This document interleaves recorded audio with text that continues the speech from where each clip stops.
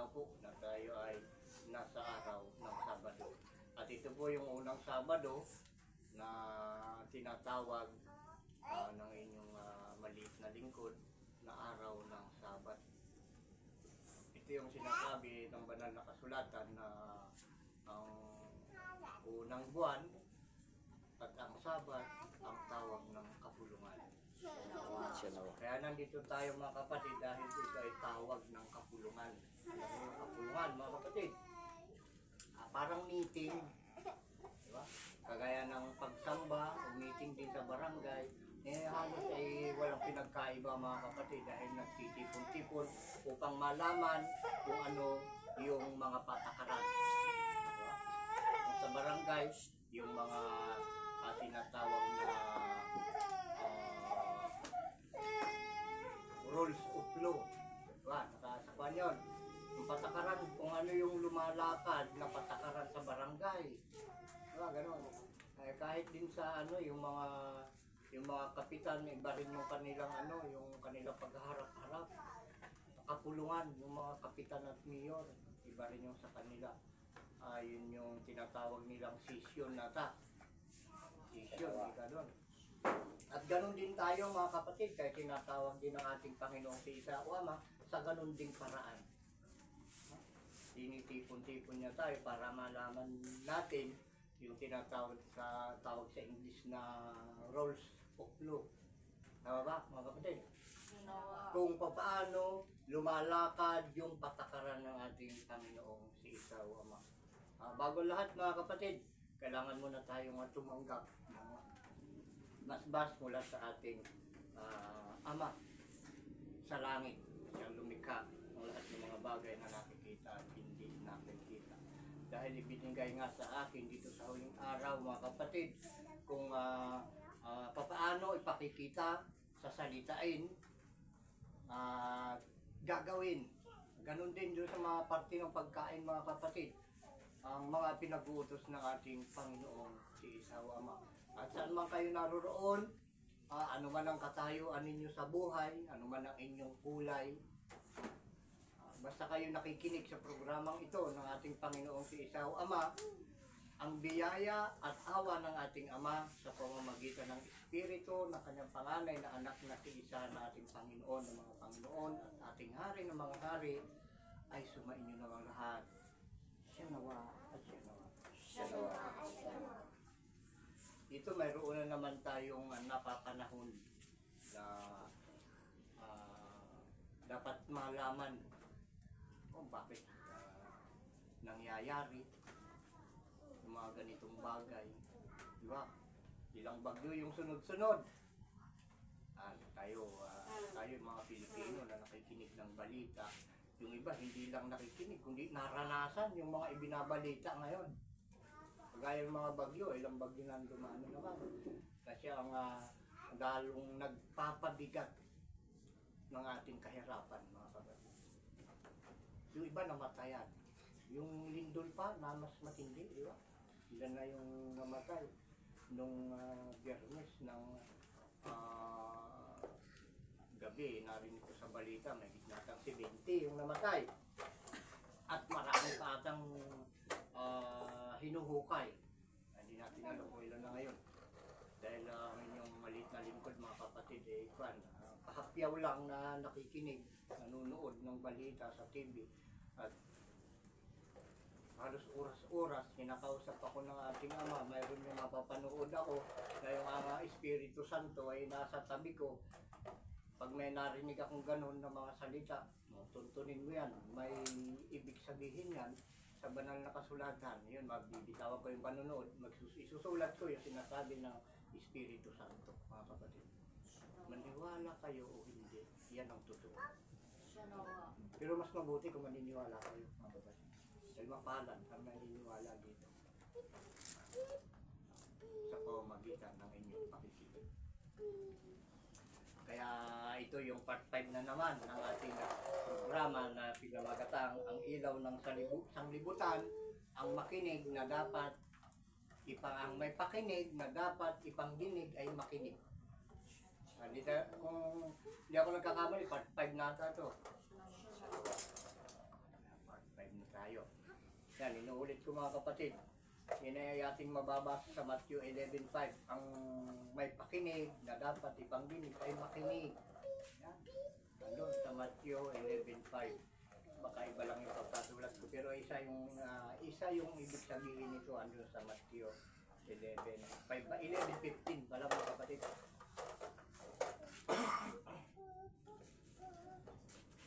Yun. Ito yung problema ngayon. Makati yung lalamunan ng inyong lingkod. Ito yung magpapatagal sa atin. Tubig. Kulang yung init.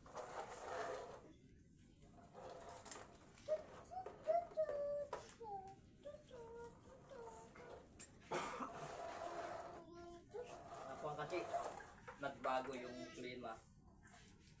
Kahit tayo ay sinugo ng ating ama, pinaparamdaman talaga natin na yung panahon ay binabago niya, sumasama.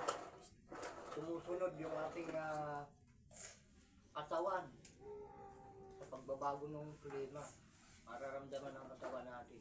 At kung mahinahin ang resistensya mo, ay baka magdidiretso ka sa ospital. Kaya pag malakas yung resistensya mo, ganun lang, ubuhin ka lang, isipunin, hanggang doon ka na lang, mga kapatid.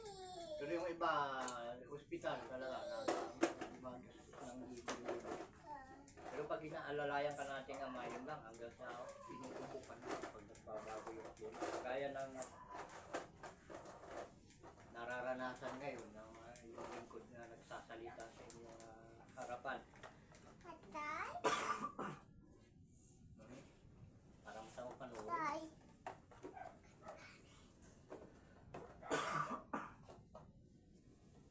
Ano ba, ituloy pa ba natin o hindi?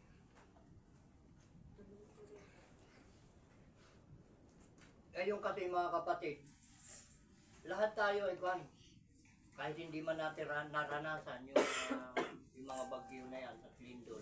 Dahil lang kung nasaan kasi ang kinaroroonan ng inyong lingkod na nagsasalita sa inyong harapan, ang mga nandito mga kapatid, nasasakop dun sa pagkukover ng ating Panginoong si Isaw Ama. Kwentahin ninyo, 2017, magsimula noong 2017, wala nang tumawang bagyo dito. Para puro daplis lang mga kapatid. Pag hindi dumaan doon sa kanan, dadaan doon sa kaliwa. Tingnan nyo yung kasaysayan. Dahil noong 2017, itinayo ako ng ating Panginoong si Isaw Ama. Hindi ko ito itinayo ng sarili ko lang. Ako ang itinayo ng ating Panginoong si Isaw Ama. Yan. Yes, pamagitan ng kanyang Espiritu Santo. Kaya,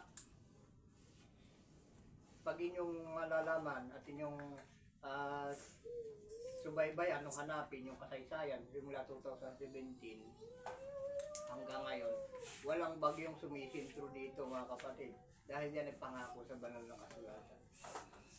Isang lalaki ay magiging kanlungan sa bagyo o hangin o init. Kaya ganyan nangyayari dito mga kapatid. Dahil ang kinaroroonan ng inyong maliit na lingkod ay nandito tayo sa Baggao, Cagayan, Singapia, nasa Sun 7, nasa Las Nason, Las Nasona, kinaroroonan ng inyong maliit na lingkod mga kapatid. At ito nga, kaliwat kanan, bagyo, malalakas. Kaya hanggang sa kuwan na lang tayo. Hanggang sa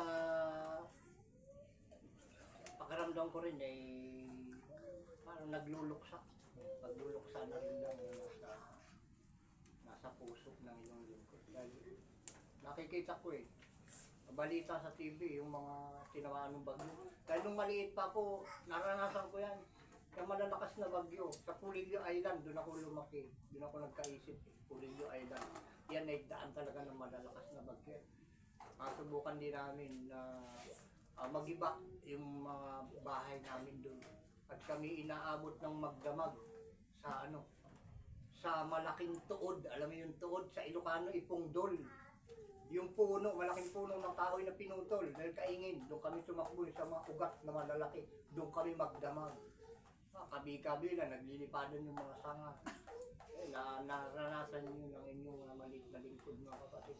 Kaya pag nakikita ko yung mga tinamaan ng bagyo, lalong-lalo na dyan sa Calayan Island, sa Santa Ana, mga bangka na diba? Hanggang sa akin, naaawa na lamang ako sa kanilang mga kalagayan. Napakarami. At yung mga itinanim nila, hindi na pakinabangan. Kawawa mga kalagayan. Tapos sinundan na naman ng doon sa Cebu, Lindol. Yan. Yun naman, Bisakan, ang daming katabunan tao. Totally hindi pa nga bilang.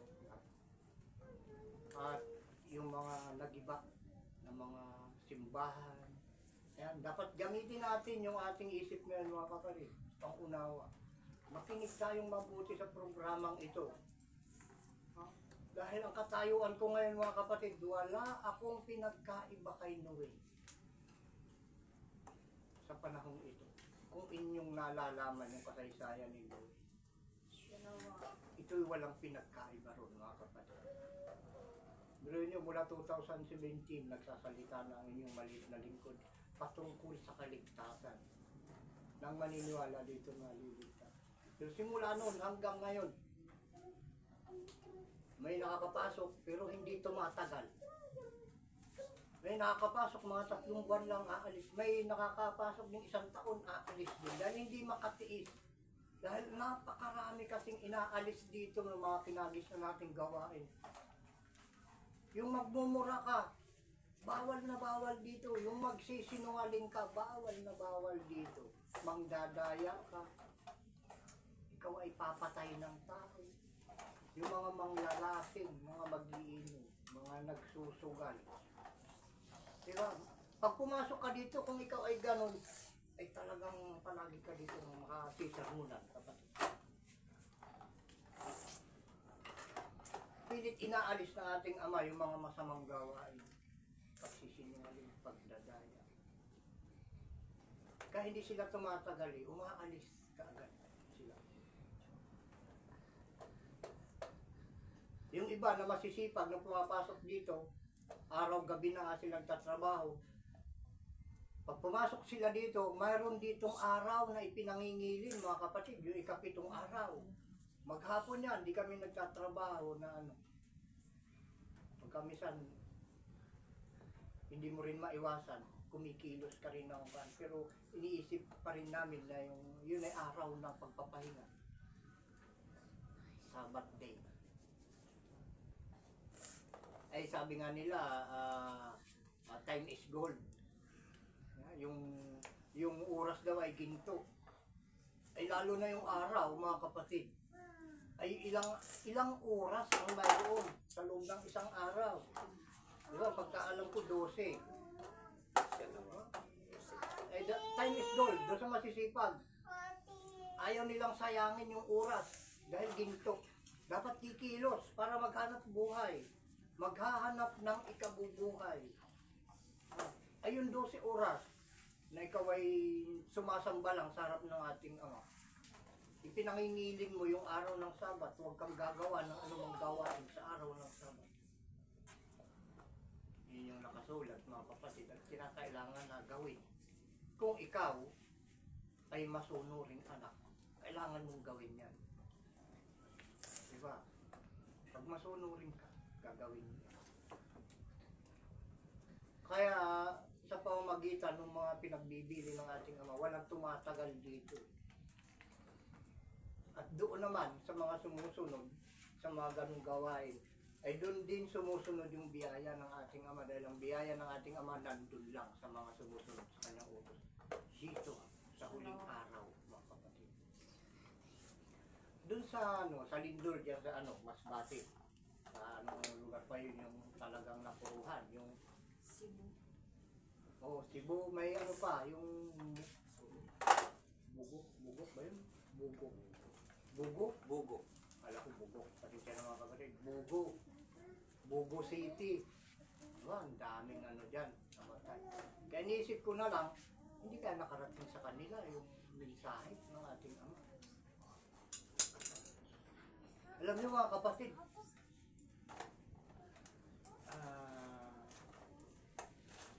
Ito yung nangyayari. Itong mga sakuna na ito. Dahil gusto ng ating Ama yan, mawala yung masasama. Kaya ito yung nangyayari. Ngayon, isipin nyo siguro bakit yung mga bata nadadama. Ang pagkaalam nila kapag bata pa, hindi pa nakakagawa ng kasalanan. Yung pagkaalam nila. Dahil kaanak lang. Hindi pa marunong magnakaw. Ay inaalalayan pa lang ng magulang.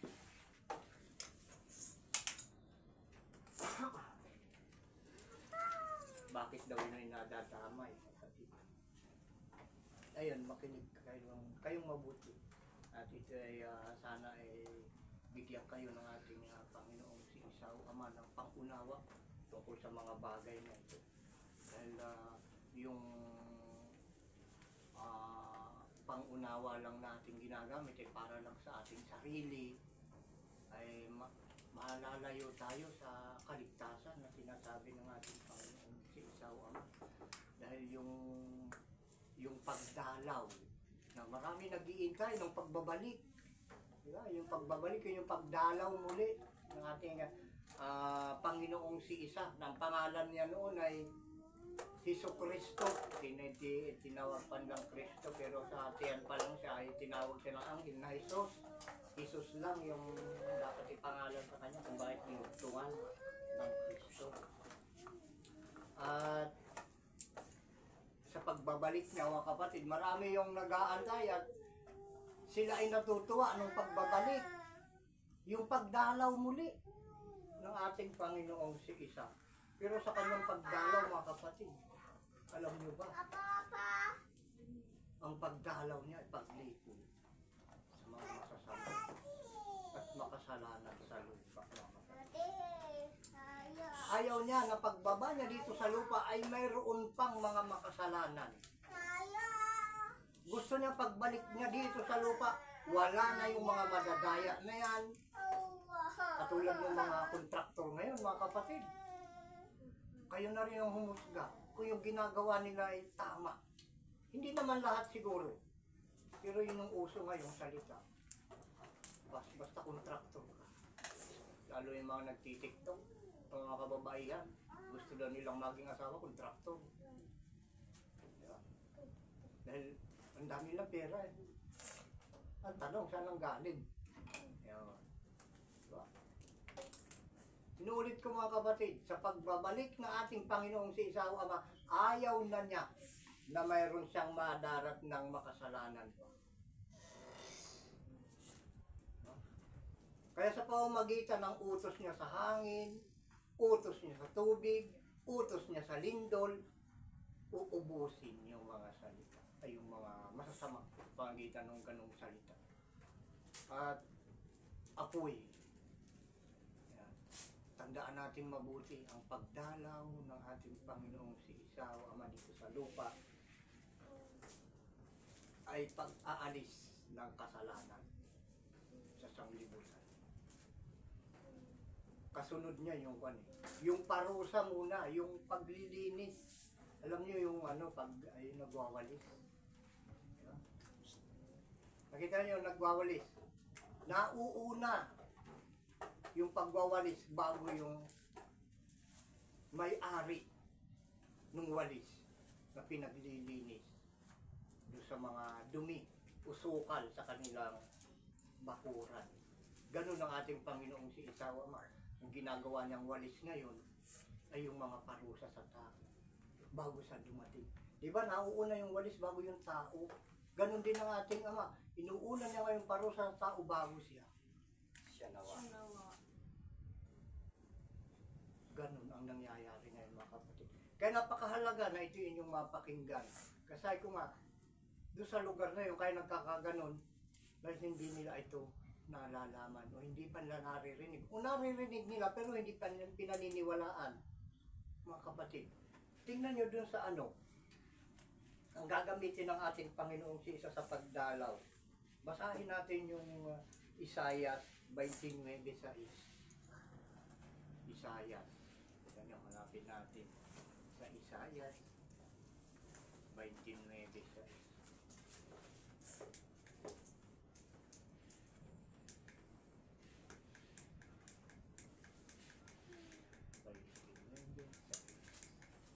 Biblia nyo mga kapatid. At kung sa cellphone, meron. Yung bulletin nyo mga kapatid, kung wala kayong cellphone o Biblia, kayo nakikipanood lang sa mga may cellphone na lumalabas ng programang ito mga kapatid.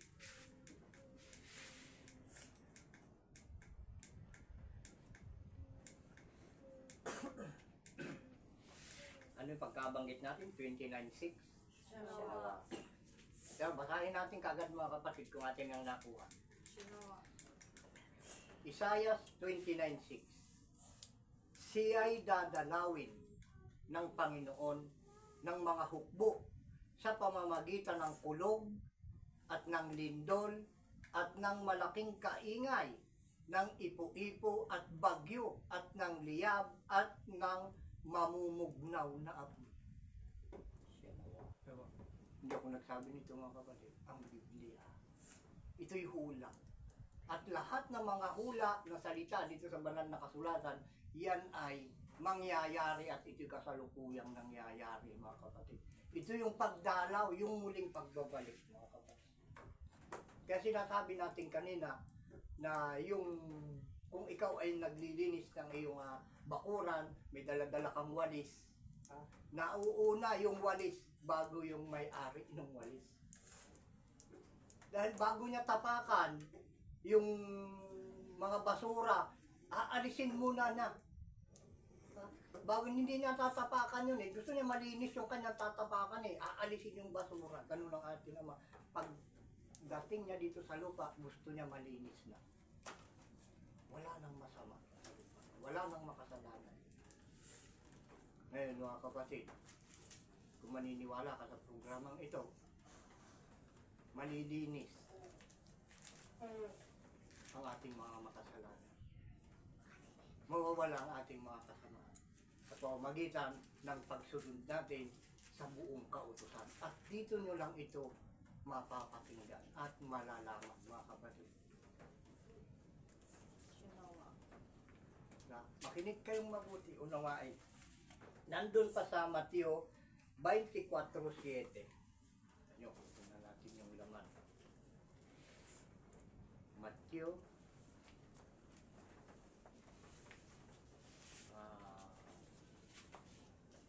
anong nakalagay? 24:7. Sana makisama yung ating lalamunan. Dahil makati talaga. Dahil sa mga dumadaplis ng mga bagyo dito sa aming lugar.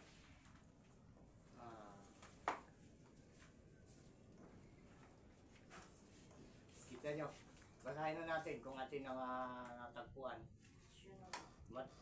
Matthew 24:7. Sapagkat magsisitindig ang bansa laban sa bansa at ang kaharian laban sa kaharian at magkakagutom at lilindol sa iba't ibang dako. Lilindol sa iba't ibang dako. Kaya maglalaban-laban, bansa sa bansa, kaharian sa kaharian, di ba? Ito na may nangyayari na rin nung una. Dahil naglalaban-laban na nga nung una. At ito tutuloy-tuloy. Lalo na ngayon dito sa huling araw mga kapatid. Ito mas matindi dahil yung hula na apoy ang susunog, siya ang tatapos sa lupa, sa sanglibutan mga kapatid. Yung apoy susunugin ng apoy bandit. At yung apoy na yan yung mga missiles na ginawa ngayon ng mga bansa. Kaya naglalaban-laban, bayan sa bayan, bansa sa bansa, kaharian sa kaharian.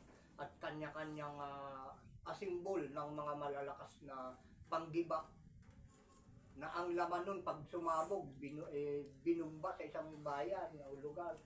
Di ba? Apoy, napakalaking apoy. Sasabog na nga, may apoy pa. Kaya yung simula ng pagsunog mga kapatid. Paano pag lahat ng bansa nagbubumbahan ng puro missiles. Di ba? Magkakasunugan talaga. Ay kabibilis nilang gumawa ng mga pangpasabog na yan na nakakasunog at nakamamatay. Talagang mangangalat ang iyong laman pag ikaw ay napuruhan yan, mga kapatid. Kung saan sasama sa alabok yung iyong laman at dugo pag tinamaan ka na. Yun yung sumpak sa sanglibutan na susunugin sa apoy. Hindi lamang yung lupa, pati langit niya, mga kapatid. Kasama, babaguhin. Ayan. Andito pa sa Marcos 13:8. Abati tayo. Marcos 13:8. Ay, halos ganun din, mga kapatid. Halos ganun din yung pagkabanggit kay Marcos. Kaya binanggit natin kanina ay sa Matthew, tapos yung ka Marcos 13:8. Kita nyo, basahin natin. Sapagkat magtitindig ang bansa laban sa bansa at ang kaharian laban sa kaharian at lilindol sa iba't ibang dako, magkakagutom at ang mga bagay na ito'y pasimula ng kahirapan. Ay gaano kahirap ngayon ang katayuan nila sa anong kaya, Cebu. Diba, kadami ang namamalimos sa may mga placard na sila ay nagugutom. Diba? Pero ang viral ngayon na nagbigay ng limos, mga kapatid, yung isang matanda na may daladalang sako tayo.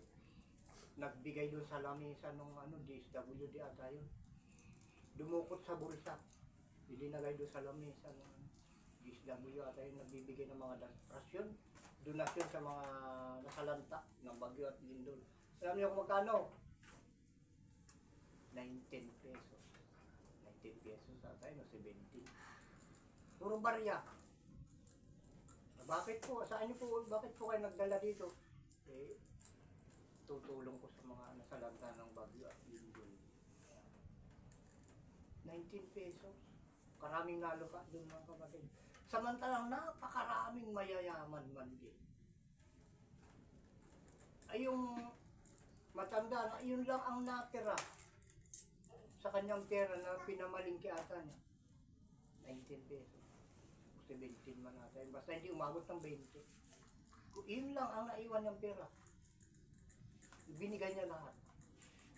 No? Paraming kondon. Kung napanood niyo na rin sa inyo, napanood niyo. Di ba? O yun, yung viral ngayon, matindi. Maraming umiyak doon. Yung buong kakayahan niya sa paumuhan, ibinigay niya lahat. Wala sa kapira-pira. Naglalakad nga lang siya. Pauwi. Ipapasahe sana niya yun. Hindi niya ipinamasahe. Itutulong na lang. Kaya naman niya maglakad. Pero pa yun, blink ba ang tawag doon? Blur ba? Para hindi makita yung mukha ng karamihan. Blur.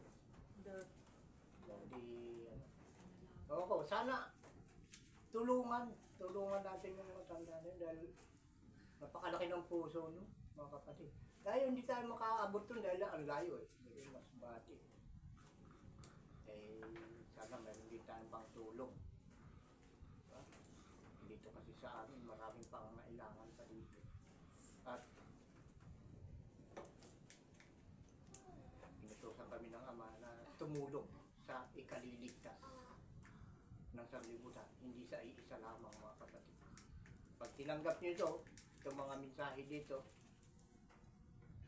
para kayo nakatanggap ng buong kabuhayan, mga kapatid. Dahil dito matatagpuan ng biyaya, kapayapaan, buhay na walang hanggan. Mas matindi ito kaysa sa inaakala ninyong tulong na hinahangad ninyo sa gitna ng kahirapan. Mas higit ito sa lahat ng tulong, mga kapatid. Ayan, at halos ganun din yung ating mababasa doon sa Lucas 21:11. 21:11 ng Lucas.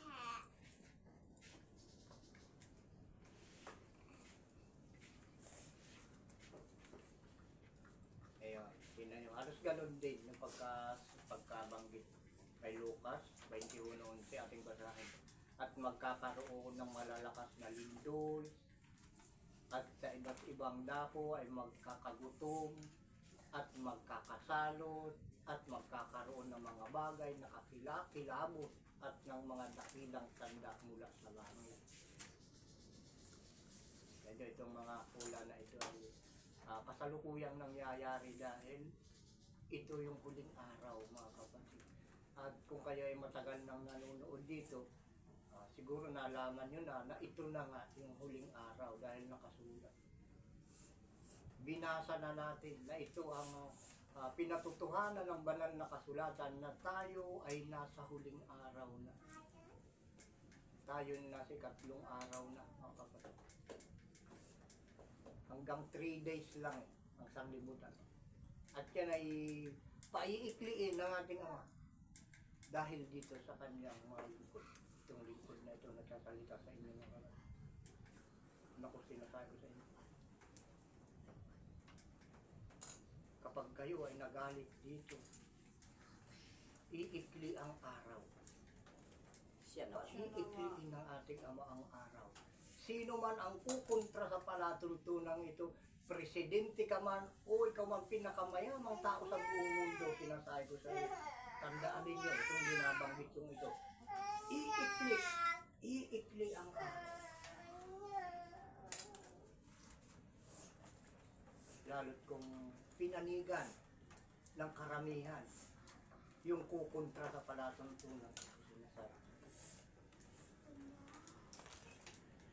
Katapusan na ng kasamaan. Tandaan niyong mabuti yan. At dito pa, kailangan pa natin itong malaman, mga kapatid. Di ba sinasabi, magkakaroon ng lindol?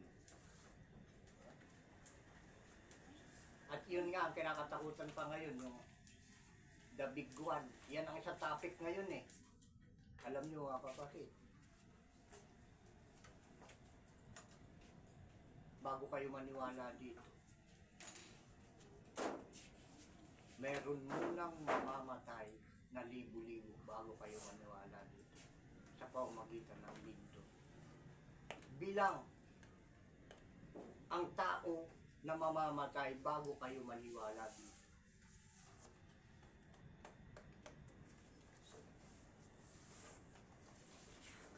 Yan yung nakasulat. At yan ay hindi maaaring hindi mangyari.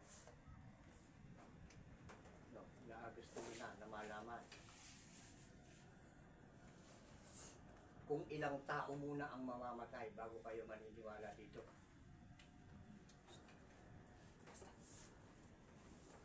Ito ngayon lang binigay sa atin ng ating Panginoong si Ikaw, Ama, dahil doon sa lindol. Nagulat din ako kanina dito. Tandaan nyo itong mensaheng ito, mga kapatid. Tandaan nyo itong mabuti.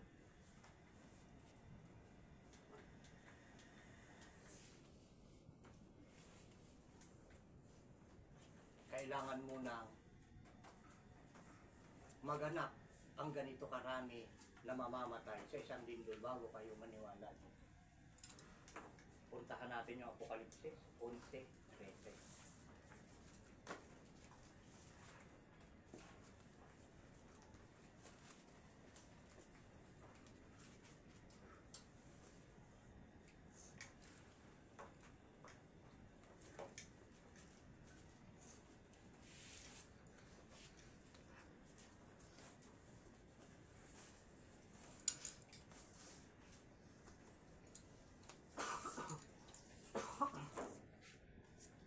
Alam nyo mga kapatid, bilang kayo nanonood ngayon,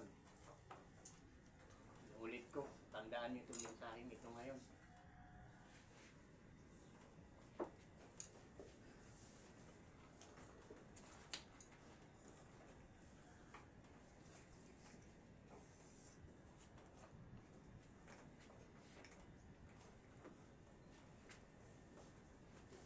Pasahin basahin na natin. Alamin natin mga kapatid, bago maniwala ang sanglibutan dito sa programang ito, kailangan munang may mamatay na ganito karami sa pamamagitan ng lindol.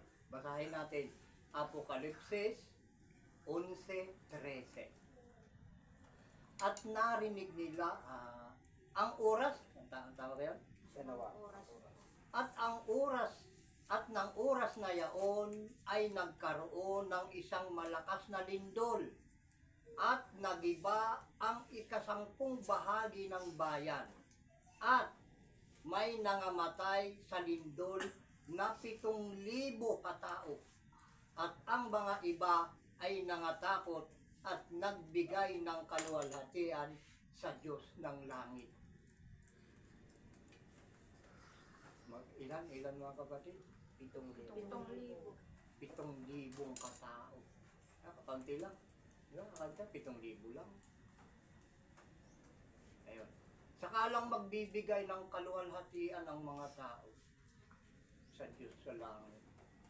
Alam mo, hindi ka bigay ng tunay na kaluwalhatian kung hindi ka susunod sa buong kautusan mga kapatid.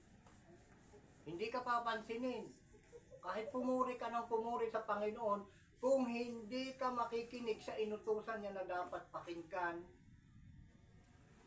at sa inutusan niya na nagtuturo kung ano ang dapat gawin, hindi tatanggapin yung papuri mo, kapatid. Kaya may nakasulat, mga kapatid, na sinasabi niya doon sa aklat ng mga gawa, 3:22-23, kung sino yung dapat pakinggan. Yun ang hahanapin ng mga tao. At alam ko, ito sa lahat ng sulok ng mundo nakarating na itong mensaheng ito, mga kapatid. Siya nawa. Kaya lang binabaliwala lang ng sarili. Inuulit ko, tandaan itong mensaheng ito. Mga kapatid, ito'y napakahalaga.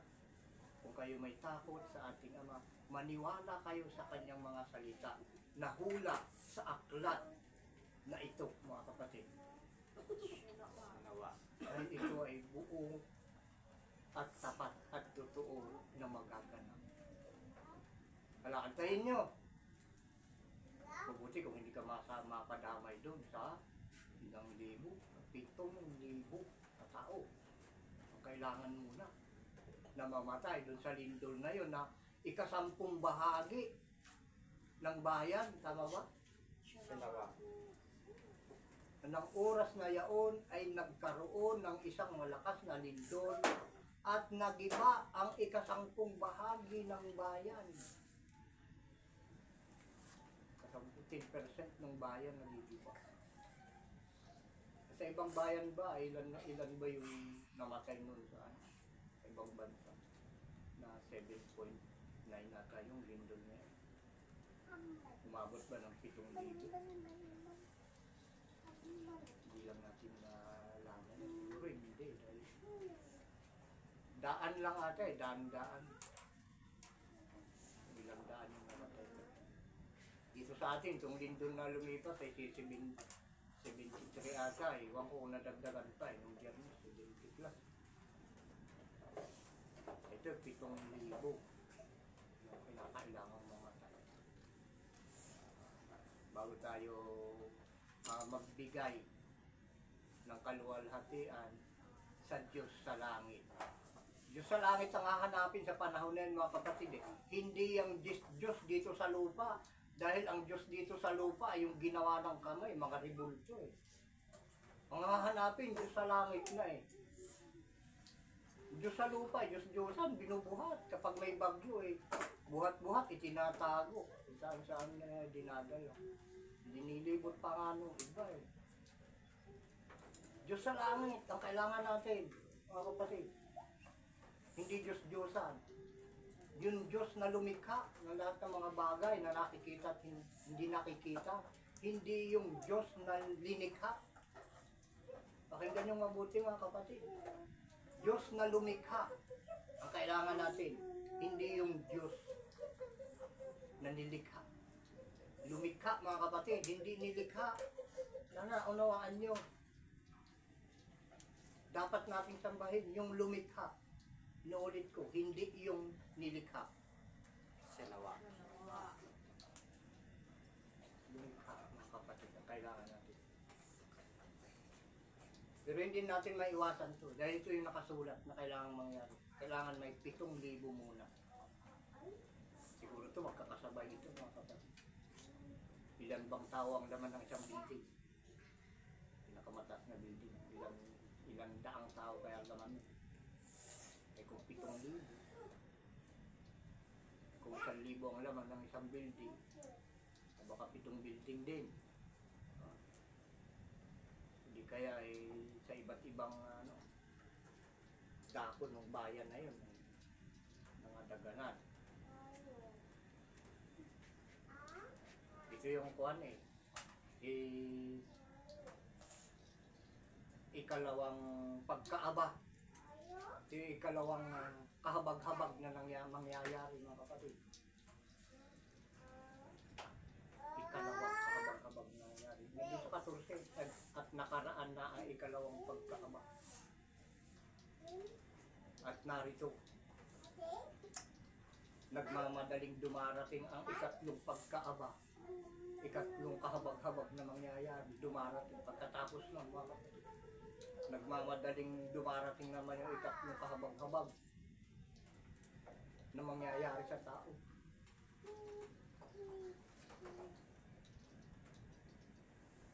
Apokalipsis ito, mga kapatid. Kung ito ay basahin ninyo itong itong unsing ito at tapusin ninyo hanggang sa 22, ubusin ninyo, malalaman ninyo mangyayari sa buhay. Ngayon, kahit hindi nyo na ito basahin, makinig lang kayo dito at sumunod, ligtas na kayo, mga kapatid. Sinawa. Dahil ang hindi makinig dito, pupuksain lubos. Yan ang sabi ko sa inyo, yan yung totoo. Dahil ang nagsasalita dito ay ang Espiritu Santo, mga kapatid. Lumalabas sa bibig ng inyong maliit na lingkod. Ang salita na inyong naririnig na lumalabas sa bibig ko ay hindi sa akin. Ito'y salita ng ating Panginoong si Isaw Ama na siyang lumikha ng lahat ng mga bagay na nakikita at hindi nakikita. At ito yung pinaka-ebidensya dito, mga kapatid. Lahat ng mga salita naririnig nyo dito sa bibig na ito ay pawang nagmula sa banal na kasulatan. Sinawa. Ngayon,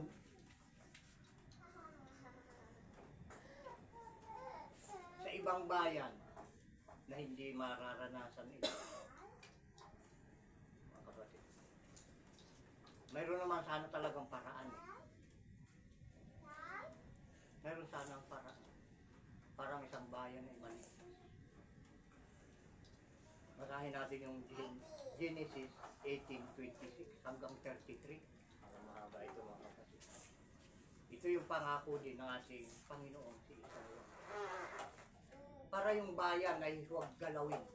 Kagaya ng Sodoma, mga kapatid, kung inyong nalalaman yung kasaysayan ng Sodoma at Gomora na tinunaw ng ating Ama na pamamagitan ng apoy.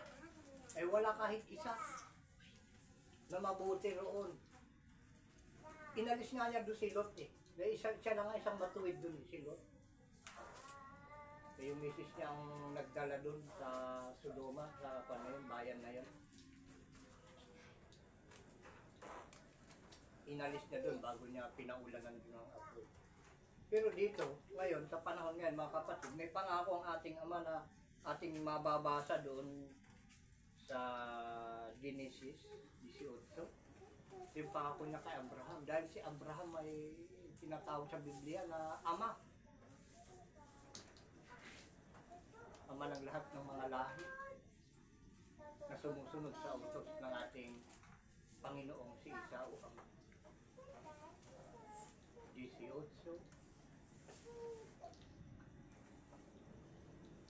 Kita nyo, yung pamagati tatlong anghel ay dumalaw kay Abraham. Si Abraham ang ama ng lahat ng mga sumusunod sa utos ng ating Panginoong si Isaw. Kaya dapat siya tularin yung kanyang mga nababasa natin dito na kanyang mga ginawa, mga kapatid. Simulan natin doon sa 26 at ito hanggang 33. 26.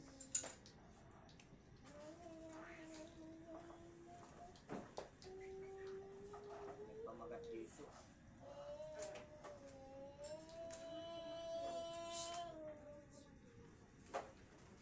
Simulan natin doon para sa ano, sa ikabubuo. Simulan natin ang 23, mga kapatid, 20 hanggang sa 32. Ang pamagat, Sa pamamagitan ni Abraham. kita nyo, sa pamamagitan ni Abraham. Dahil ngayon nga, unang sabat ngayon, mga kapatid. Kahit kumaba yung ating mensahe, ito okay lang, basta ayon sa kinakailangan natin upang tayo ay maligtas, mga kapatid. Dahil maraming dyan, yung pa-easy-easy lang. Yung may kanta doon na pa-easy-easy lang kaya muna. Yung biglang kapahamakan ay darating saka sisisihin ang ama. Yung iba nga dyan, pinagsasalitaan ng ama sa langit na kung ano-ano. Kapag biglang umulan tapos kasalukuyan silang nagbibilan ng mais. O sasabihin nila ay agkabaw siguro ti Diyos eh. Hindi sila tatakot magsalita ng gano'n. Ulyanin na daw yung Diyos. Kinikilabutan ko pag gano'n naririnig ko. Walang hanggan yun. Yung kamangmangan ng ama ay mas marunong na higit kaysa sa katalinuhan ng tao. Paano yung karunungan? Hindi naman gumagamit ang ating ama sa langit ng kamangmangan, hindi puro karunungan. Kaya mangmang yung nagsasalita ng gano'n. Walang kaalaman sa salita ng ating. At tingnan nyo mga kapatid, ito yung isang dapat mangyari sa isang bayan para maligtas yung isang bayan, mga kapatid. Yung kabuuan, basahin natin, simulan natin Genesis 18. Ano ba yan? 18, 26 hanggang 33. Ayun, 20. Simulan natin ang 23 para buong buo. At lumapit si Abraham at nagsabi, ang mga banal ba ay iyong lilipuling kasama ng mga masasama? Tanong, sa sinugo o sa ating Panginoong si Isa o Ama. Kung sakaling may 50 banal sa loob ng bayan, lilipulin mo ba at di mo patatawarin ang dakong yaon? Alang-alang sa 50 banal na nasa loob niyaon. Tinatanong ni Abraham. Dahil kung si Abraham ay tinawag din ng ating Ama sa Langit na kanyang kaibigan. Kaya siya nakapagtanong. Na malakas ang loob na makapagtanong sa ating Panginoon si Isa. Tinanong niya kung may 50 daw na banal sa loob ng isang bayan, ay yun ba'y lilipulin? Isasama ba ng Ama yung 50 na banal dun sa mga makasalanan? Isasama ba niya na malilipol? Yan. Tuloy natin. 25.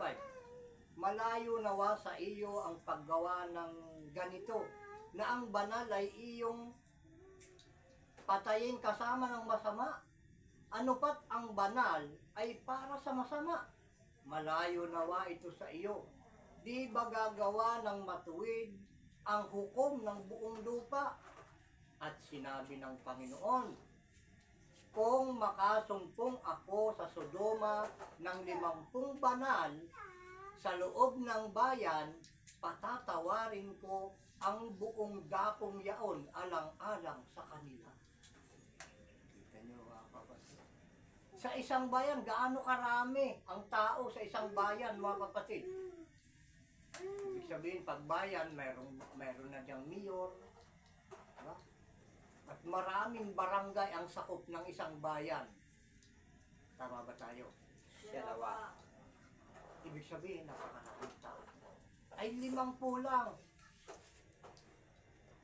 binigyan ng ating ama ng pangako, may 50 banal sa isang bayan, ay hindi niya ito lilipulin. Yan ay ayon sa ating binasa, mga kapatid. At sumagot na naman si Abraham. Nasa 27 na tayo. At nagsabi, narito, ngayon nangangahas akong magsalita sa Panginoon. Akong alabok at abo lamang. Kung sakaling magkukulang ng 5 sa 50 banal, lilipunin mo ba dahil sa 50 lang ang buong bayan? At sinabi niya, hindi ko lilipulin kung makasumpong ako roon ng 45. O pababa na pababa. Tingnan natin mabuti. Kahit 45 pala, hindi na lilipulin. Kung may 45 banal. At siya muling nagsalita sa kanya at nagsabi, marahil ay may masusumpong ang 40. Nakalagay dito. At sinabi niya, hindi ko gagawin alang-alang sa 40. Uy, pababa nga ng pababa. Kahit 40 pala yung makitang banal sa isang bayan, ay hindi na niya lilipulin.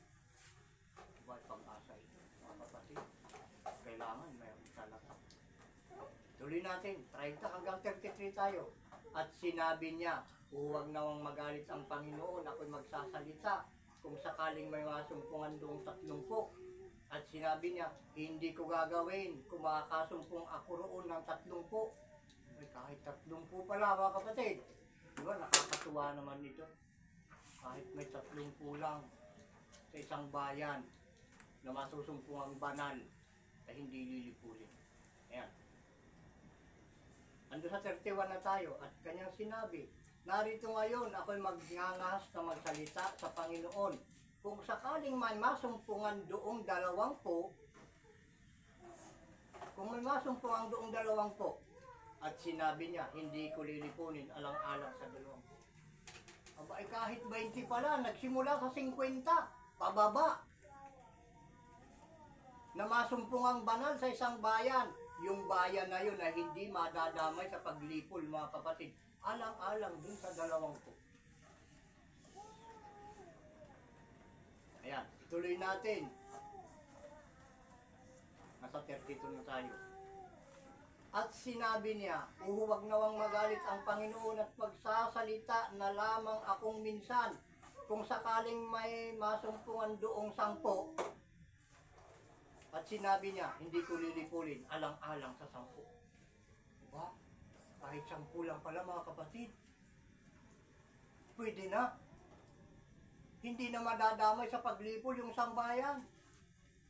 Kung may 10 lamang na banal, mga kapatid, na sumusunod sa utos ng ating Ama. Kaya, iyan yung pangako ng ating Panginoong si Isao Ama sa ating Ama. Tinawag sa Biblia na ating Ama si Abraham. Kung tayo ay sumusunod sa utos ng ating Panginoong si Isa o Ama, pwede rin nating tawaging Ama si Abraham, mga kapatid. Tingnan nyo, tandaan nyo mabuti kung may 10. Ligtas yung isang bayan. Ngayon, bakit may mga bayan na tinatamaan ng bagyo, tinatamaan ng lindol, at kung ano-ano pang mga kapahamakan? Malinaw, mga kapatid, na doon ay walang 10 banal doon. Ang hinahanap ng ating Ama ay 10 banal. Para maligtas ang isang bayan. Ngayon, mga kapatid, itong nagsasalita sa inyong harapan, ilan kami? O, sino makapagsabi? Ilan tayo? 29 po. Kanyo, mga kapatid. 29 kami, mga kapatid. O, 29 ba? Kasali pa yung nandun sa bali 20 po dito. Yung kompleto po 28. Pero yung iba nakapangalan. Pero sakop pa rin ang Luzon, yung kinaroroonan nila, mga kapatid. Sa Nawa. 29. 20 kami na nandito ngayon. dito sa Baggaw. San Jose, Baggaw, Cagayan. 20 kami na nandito. O di, pasok na pasok, 20. Ay kailangan 10 lang eh. At kami tinatakan na ng ating, may tatak yung mga banal, mga kapatid. Sa noo at saka ng kamay. Ayan, dyan mo makikita yung banal, mga kapatid. Siya nawa. Dahil hindi ka mabibigyan ng tatak sa noo at saka ng kamay. Hindi ka banal. At ang pinakamalakas na Ricardo, mga kapatid, ng banal, eh ito. Ayan, kung kita nyo, pinagkagan. Siya nawa. Ito, kapatid. Ito ang terintas na palatandaan na ikaw ay banal. Nagpapabanal sa inyo. Ito yung palatandaan ng banal, kapatid. Siguro yung iba sa inyo na nanonood at nakikinig, oho, sabihin nyo, mga kapatid. Pero ang panahon ang magpapaliwanag sa inyo, mga kapatid, ng lahat ng aking sinasabi. Siya nawa. Sasagutin ng panahon ang mga katanungan sa isip ninyo. Kaya ang kaparusahan, mga kapatid, ay dumarating sa isang bayan kung walang masusumpungan doon na kahit 10 man lamang na banal. Siya nawa. Tandaan yung mabuti itong mensahe.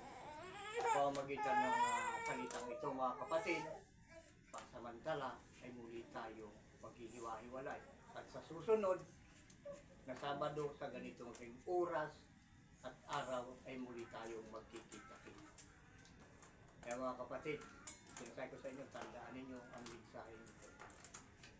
At pinakita ko sa inyo kung ano yung mga palatandaan na makikita sa mga banal. Siya nawa. Dalawa. Yan, sa lahat ng mga nakinig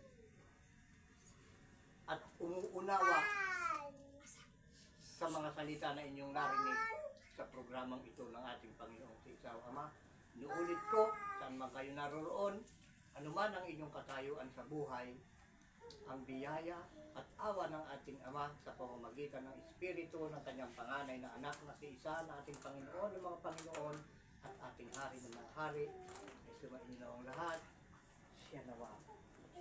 Siya Siya nawa. nawa. Siya nawa.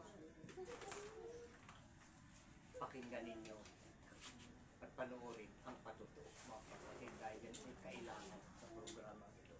At kahit saan palatuntunan, kailangan merong nagpapatutuo, nagdalawa o tatlo man lamang natasaksi, mga kapatid. Pakinggan nyo ba ang patutuo?